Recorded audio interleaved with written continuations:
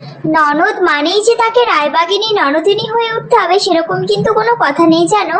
কিছু কিছু ননদ এবং বৌদির সম্পর্ক কিন্তু হয় ফুলের মতো, তেমনি ঠিক আজকে আমার ব্রাইড এবং তার ননদের সম্পর্কটা ছিল ঠিক ফুলের মতো সুন্দর এবং মিষ্টি একটি সম্পর্ক।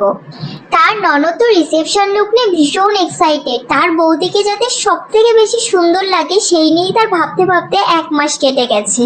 শুধু রিসেপশনের দিন নয়, বিয়ের দিনও কিন্তু তার ননদের ভীষণ এক্সাইটেড ছিল বৌদির লুকটা নিয়ে।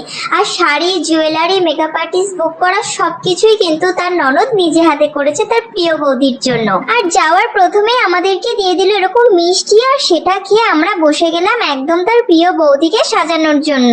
ব্রাইডের ননদের কথা সে প্রথম থেকে বলছি তো, দাঁড়াও একটু ওয়েট করে যাও, তারপরেই তোমাদেরকে দেখাবো সেই প্রিয় ননদকে। তার আগে বৌদিকে আগে একটু কমপ্লিট করে নি। ব্রাইডের সাথে আমার কিন্তু এই সেকেন্ড বার দেখা হচ্ছে, কারণ তোমাদেরকে আমি প্রথমেই বললাম যে ও সবটাই ওর ননদ সিলেকশন করে দিয়েছে, শাড়ি থেকে শুরু করে মেকআপ আর্টিস্ট সবকিছুই। তো ওর সাথে কিন্তু আমার আগে কথা হয়নি।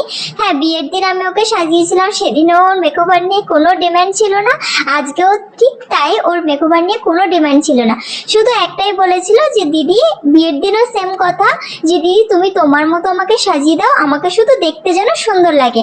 আজকেও ব্রাইডের আমার সেম কথা, দিদি তোমার মতো সাজিয়ে দাও, শুধু দেখতে সুন্দর লাগে। আর বিয়ের দিনের লুকটা নাকি ওকে সবাই খুব ভালো বলেছে, সেটা তো তোমাদেরকে বলবোই, তো লাস্ট অব্দি দেখতে থাকো। বেস মেকআপ আমার এখানে কিন্তু কমপ্লিট। এবার আমি লুজ পাউডার দিয়ে খুব ভালো করে বেসটাকে সেট করে নিচ্ছি, কারণ সেই 2 দিন কিন্তু ভীষণই গরম পড়ে গেছিল।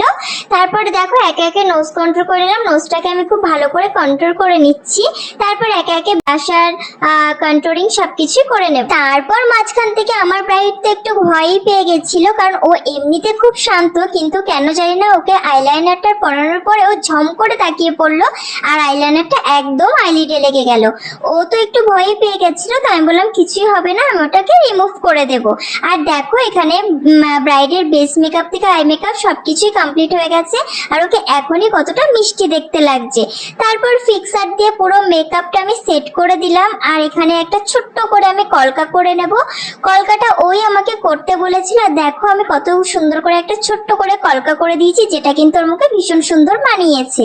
তারপর খোপাটা আমি এরকম করে দিয়েছিলাম। তারপর আমার ব্রাইডকে দেখো, ব্রাইড কিন্তু আমার এখানে ফুল কমপ্লিট, একটা সুন্দর মেসি টাইপের বান করে দিয়েছিলাম, আর নথটা পরিয়ে দিয়েছিলাম। তারপর একে একে জুয়েলারি পরিয়ে সবকিছু দেখো ব্রাইড একদম রেডি। আর ওকে কতটা সুন্দর দেখতে লাগছে তোমরা কিন্তু কমেন্ট সেকশনে অবশ্যই জানাবে ওকে কেমন দেখতে লাগছে। আর এইবার চলে আসলো সেই মিষ্টি ননদের পালা। মিষ্টি ননদটিও আমাদের থেকে কিন্তু একটা মেকওভার নিয়ে নিয়েছিল, দেখো দিদিটাকে কতটা সুন্দর দেখতে লাগছে।